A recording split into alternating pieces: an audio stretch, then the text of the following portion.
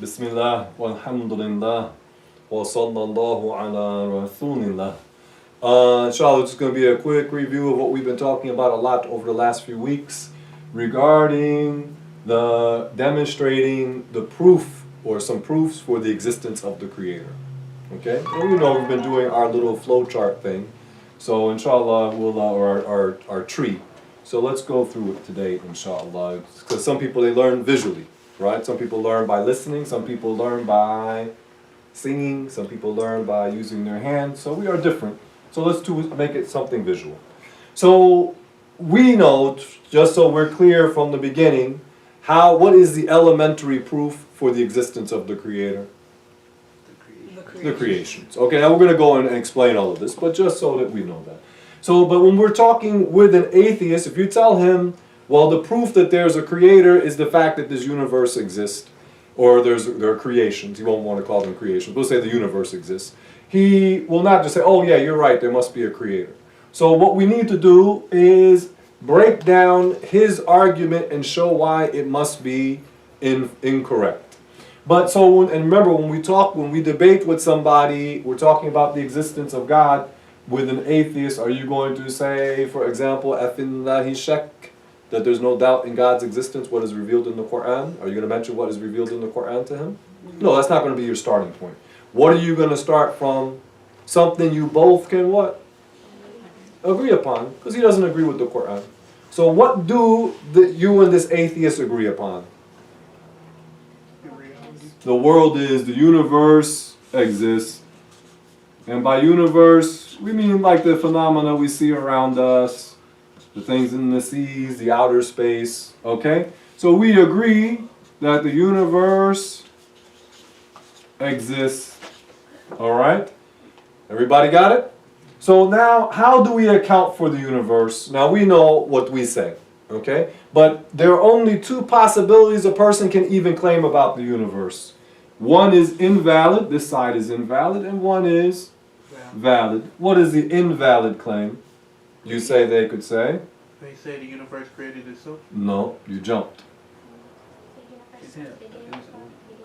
They're going to claim, they can only claim the universe. We said the universe is, so the only they can claim is the universe always has been. Meaning that the universe is, they claim, they say, I'm reporting it, they say the universe is beginningless. They say the universe is beginningless. Or a person can say the universe has a what? Beginning. Let's say originated, meaning it has a what? Beginning. It has a beginning. You can't say it's neither, it has no beginning, and it has a beginning. He can't claim that. Okay? And he can't claim that it's both of them. So it has to be one or the other. Now regarding the claim that the universe is beginningless, we know that this is batil. This is invalid. How do we know that this is an invalid argument? Infinite regression. Yeah. So we put here invalid, meaning that claim is invalid because it leads to the so-called infinite regression.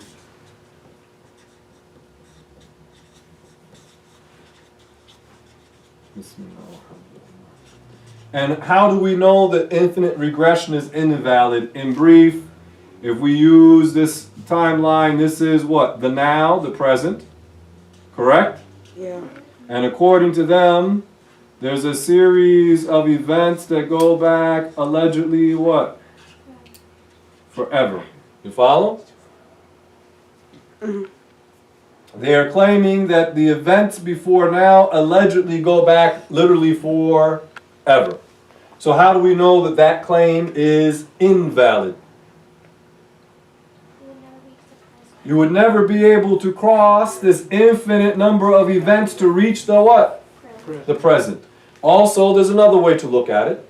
If they're claiming that the time before the present is infinite, but when you reach the present, what is it? A limit, an end. So now they're claiming what? The universe is, in time we're talking about, not talking about size, but also the universe is limited in size, but we're talking about time here. That they're claiming that the universe is infinite in time, but it has a what? A limit. So this is a contradiction. So we know that these guys, that's it. The ones who claim the universe is beginningless, you know that argument is what? Finished. It's finished, done. There's nothing else. I mean, there are more deep proofs, and we're not talking about a stubborn person. And some of the atheists, some you may encounter, they might have become atheists because they've never heard anything else. Meaning all they heard is what? Christianity. They know that's not right. Then they see the Christians are irrational. Their belief is irrational. So then they say, well, the atheists, at least their talk sounds on the surface, to a one who doesn't think carefully, it sounds what? Logical. And the atheists say, we value logic and reasoning. Of course, we see that it's not valid, but this is what they claim. So now we know the universe must be what? Originated. So what could be the two, we know this is over, this is done. What can be the two possible claims that the universe is originated? What can one say? We say they say. One could say, I mean, it's not valid. One is kufr. Okay, we're not saying like it's a valid position, but it's the only, he only can say one of two. What are they? The invalid one you say, they say first. They say the universe created itself. Yeah, they can claim, they say, that the universe is what? Self-created. All right, and now we know this is invalid. How do we demonstrate that this is invalid? What's our basic statement that we use? Thing must be to do. A thing must be to do.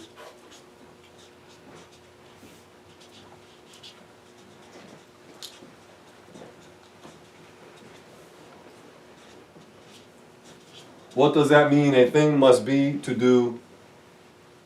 Thing must exist to act. Yeah, a thing has to exist in order for it to act. That which doesn't exist, it doesn't possess anything, can it give something to something else? The one that does not possess existence, can it give existence to something else? No. And we said that the one who claims that the universe or something or anything created itself, they are claiming that it existed before it was originated, and that it was originated after it was already existing. So this is clearly a what? Contradiction. They're busted. A thing must be to do. If a person, can the broke person give you $1 million? Why not? He doesn't have it. He doesn't have it. Okay, he doesn't have it. So how can he give something he doesn't have? How can the non-existent give something else existence? It can't. So we know that the self-created argument is what? Invalid. And we'll come over here later, we'll talk about the issue of chance. We'll come back to that inshallah, okay? Which is really related to being self-created, allegedly. So now what are we left with? Don't use that word yet. Something other than the Something other than the universe originated the universe. Okay? So we can say not self-created.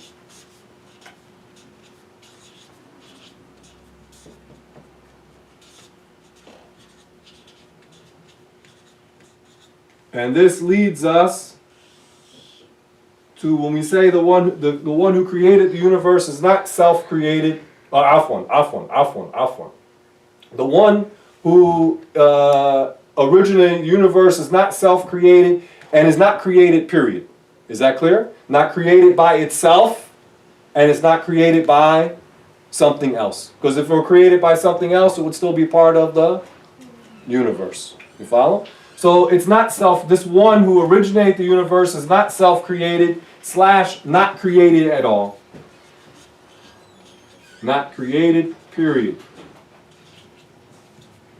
So then we would know that the one who is uncreated, the one who originated the universe and is uncreated, what will we know about this one? And I'm using the word one. How do we know that there would only be one creator?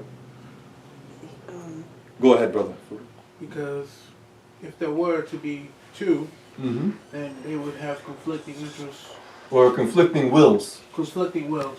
So we know that the one who created the universe is one. There's only one God. And then when we talk about the Muslim belief about the one who created the universe, the creator is one. Of course, we don't mean in a numerical sense, but that there's only one God. What else would be known about the one who created the universe? What else would be known?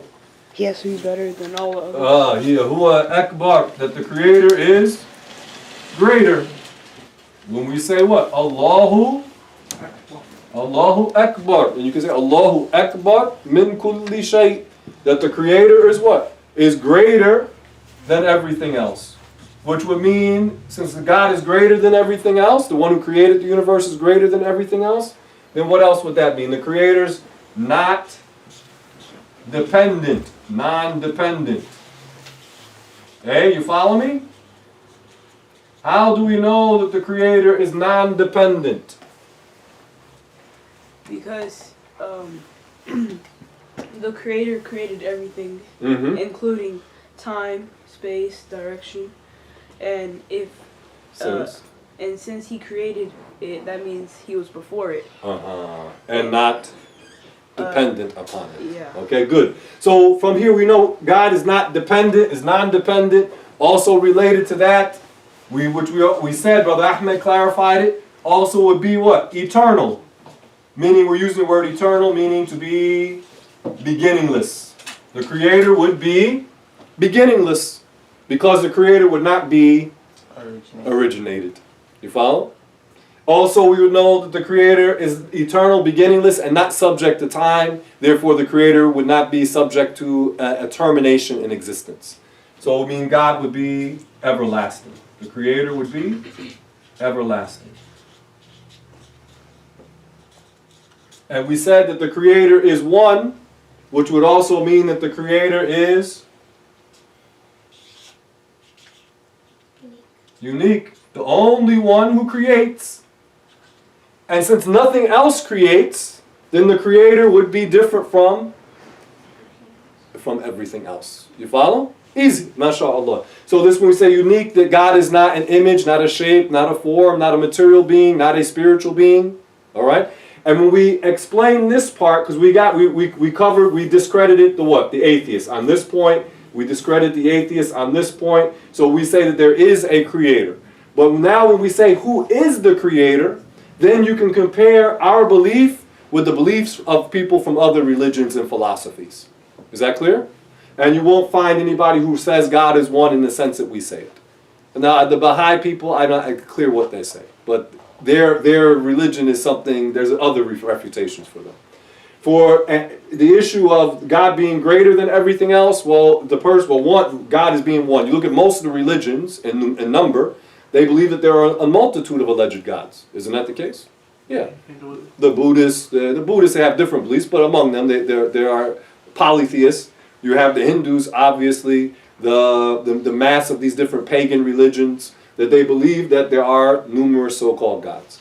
And we say that God is greater. Well, you look at for example, the Christians attribute to God, saying that God got tired, that the Christians say that God was walking through paradise, couldn't find Adam and Eve, and called out for them.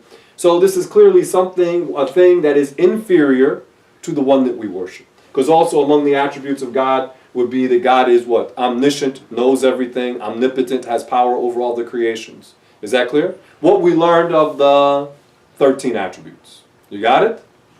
Okay, everybody good on this? Okay, now let's talk briefly about the issue of chance. Because these guys, this is really an alternative version of saying the universe is self-created. It's really an alternative version of it. Because they will tell you, well, the universe came into being. This is an oversimplified version, but this is how the lay people, the common people understand it. The common atheists. They account for the universe by the what? Big Bang. Isn't that it? Yeah. Okay, but for something to explode, there had, even by their model, they claim that what? It's a compression, I believe, of gases, and they say gravity and energy, and this is what they say. And then this thing exploded.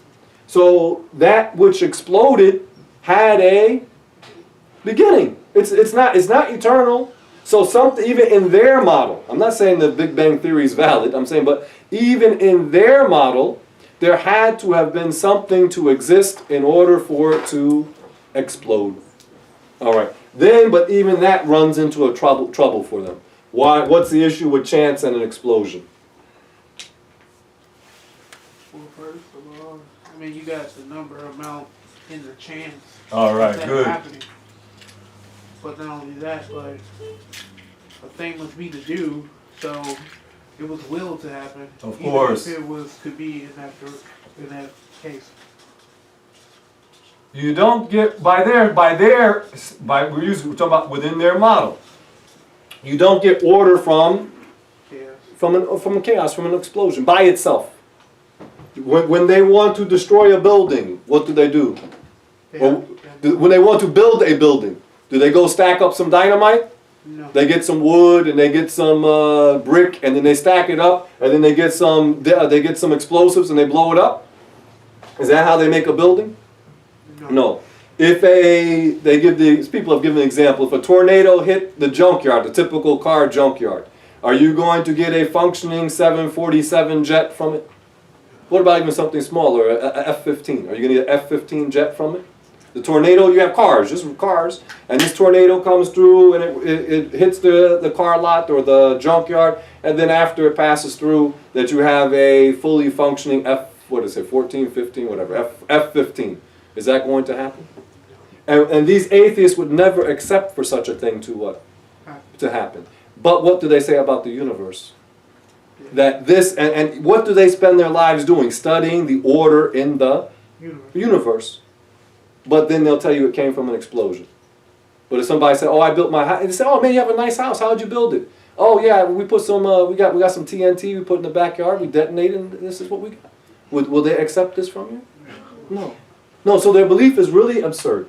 And let's mention what Brother Farouk mentioned in terms of chance.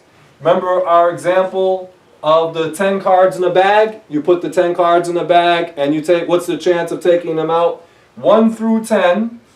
In sequential order. What's? It's in a billion. No. Trillion? No, not 3.6 million. 3.6 million.